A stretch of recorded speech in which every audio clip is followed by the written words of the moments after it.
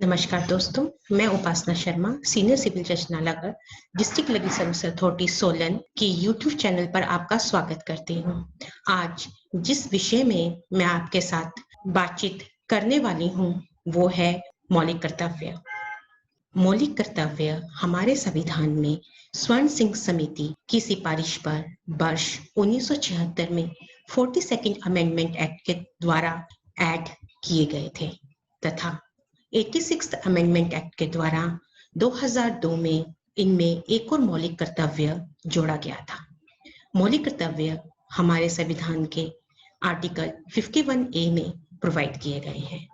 मौलिक कर्तव्यों के बारे में आगे बातचीत करने से पहले हमें ये ध्यान रखना होगा कि ड्यूटीज तथा राइट्स में कोरिलेशन है। अधिकार और कर्तव्य एक ही सिक्के के दो पहलू हैं।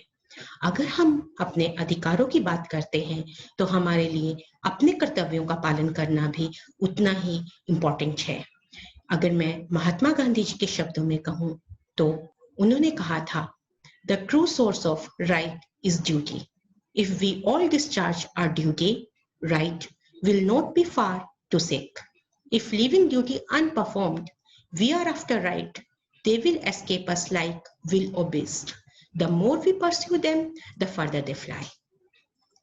हमारे भारत में राम राज्य के बारे में बात की जाती है। राम राज्य में भी कर्तव्यों को ज्यादा इंपॉर्टेंस दिया गया था। इसी तरह हमारी भागवत गीता में भी कहा गया है, कर्म करो फल की इच्छा ना करो, जो हमें अपने कर्तव्यों का पालन करने के बारे में संदेश देती है। अब मैं मौलिक कर्तव्यों के बारे में आपसे आगे बातचीत करूंगी। पहला मौलिक कर्तव्य है अपने संविधान का पालन करना और उसके आदर्शों, संस्थाओं, राष्ट्रध्वज एवं राष्ट्रीय गान का आदर करना। अगर मैं अगले मौलिक कर्तव्य की बात करूं तो वो है स्वतंत्रता के लिए राष्ट्रीय आंदोलन को प्रेरित करने वाले उच्च आदर्शों को हृदय में संजोए रखें और उनका पालन करें। अगर हम अपने स्वतंत्रता संग्राम की बात करें तो इसमें उन आदर्शों की बात की गई है जिन्होंने हमारे स्वतंत्रता संग्राम को आगे बढ़ाने में हमारी मदद की। जिस तरह हमें महात्मा गांधी जी ने एक बार फिर से अहिंसा के बारे में बात पढ़ाया तथा अहिंसा को हमें पूर्ण तरीके से समझना होगा। इसका मतलब केवल किसी तरह का हिंसा ना करना ना होकर ये भी है कि हम हर तरह से अपने साथी ह्यूमन बीइंग्स तथा एनिमल्स की इज्जत करें तथा किसी के ऊपर किसी तरह का कोई अत्याचार ना करें। भगत सिंह ने हमें हमारे देश को अपने से आगे रखना सिखाया। इसके अलावा हमारे स्वतंत्रता संग्राम में स्वदेशी आंदोलन ने भी अपनी एक अहम भूमिका निभाई। हमारा अगला मौलिक कर्तव्य है भारत की संप्रभुता, एकता और अखंडता की रक्षा करना और उसे अक्षुण्ण बनाए रखना। जब हम अपनी प्रभुता, संप्रभुता या प्रभुसत्ता या सॉवरेनिटी की बात करते हैं तो हमें ये ज्ञात होना चाहिए कि भारत अपने इंटरनल और एक्सटर्नल स्फेयर्स में पूरी तरह से सुप्रीम है तथा अपने डिसीजन स्वयं ले सकता है। भारत को अनेकता में एकता का एक उदाहरण माना जाता रहा है। हमें ये ध्यान रखना चाहिए कि हम बेशक ज्योग्राफिक तौर पे, कल्चरल तौर पे एक दूसरे से अलग हों, फिर भी हमें कुछ ऐसी चीजें हैं जो कॉमन है तथा हमें भारतीय बनाती हैं। अगर मैं अखंडता की बात करूं तो वो है प्योरिटी ऑफ अ नेशन।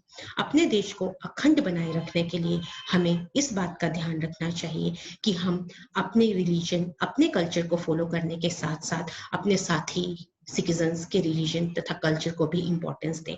हम कोई भी ऐसा एक्ट ना करें जो उनके कल्चर में उनके लिए टैबू हो। अब मैं अगली फंडामेंटल ड्यूटी के बारे में बात करूंगी, जो है देश की रक्षा करना और आह्वान किए जाने पर राष्ट्र की सेवा करने के लिए तत्पर रहना। अगली फंडामेंटल ड्यूटी है भारत के सभी लोगों में समरसता और समान भ्रातृत्व की भावना का निर्माण करना, जो धर्म, भाषा और प्रदेश या वर्ग आधारित सभी प्रकार के भेदभाव से परे हो। ऐसी प्रथाओं का त्याग करें जो स्त्रियों के सम्मान के विरुद्ध हो। हमें अपने धर्म के साथ साथ बाकी धर्म, भाषाओं और प्रदेश का भी इक्वली सम्मान करना चाहिए तथा इसी तरह कोई भी प्रथाएं जो किसी भी तरह का जेंडर डिस्क्रिमिनेशन करती हैं, उन्हें खत्म करने में मदद करनी चाहिए तथा उनका विरोध करना चाहिए। वैसे भी हमारे धर्म ग्रंथों में भी कहा गया है, यथा नारी पूज्यन्ते तथो रम्यते देवता। मैं अब अगले फंडामेंटल ड्यूटी की बात करूंगी, जो है हमारी सामाजिक संस्कृति की गौरवशाली परंपरा का महत्व समझना और उसका परिरक्षण करना। हमारे देश में कल्चरल हेरिटेज हमेशा से ही रिच रही है।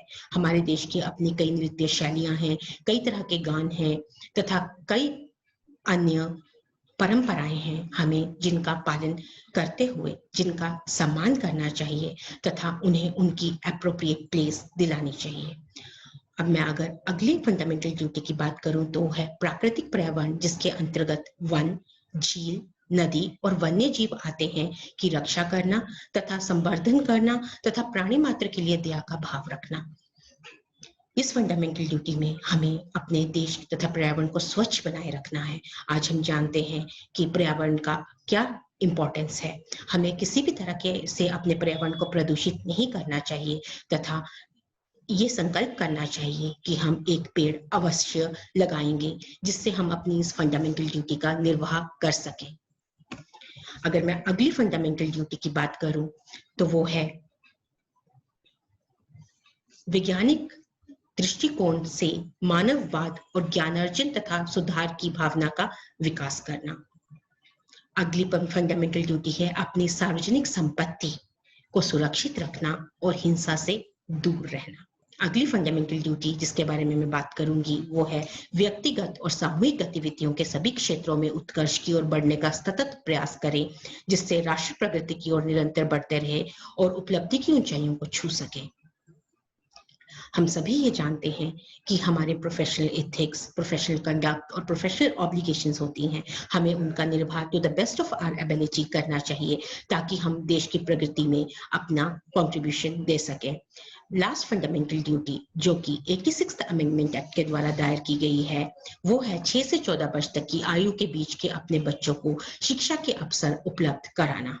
हम सभी ये जानते हैं कि ये उम्र का वो पड़ाव है जिस समय हमें चीजों को समझने और ऑब्जर्व करने की क्षमता ज्यादा होती है। इसलिए हमें इस चीज का ध्यान रखना चाहिए कि हमारे 6 से 14 साल की उम्र के बच्चों को 6 से 14 साल की उम्र के बच्चों को पूरी तरह से एजुकेशन प्रोवाइड की जाए। अंत में मैं इतना कहना चाहूंगी कि मौलिक कर्तव्य नॉन जस्टिफिएबल है, परंतु एज अ सिटीजन हमें ये याद रखना चाहिए कि ये हमारी सोशल और मॉरल ड्यूटी है कि हम अपनी मौलिक कर्तव्यों का पूर्णतः निर्वाह करें, ताकि हम अपने देश को आगे ले जा सकें। धन्यवाद।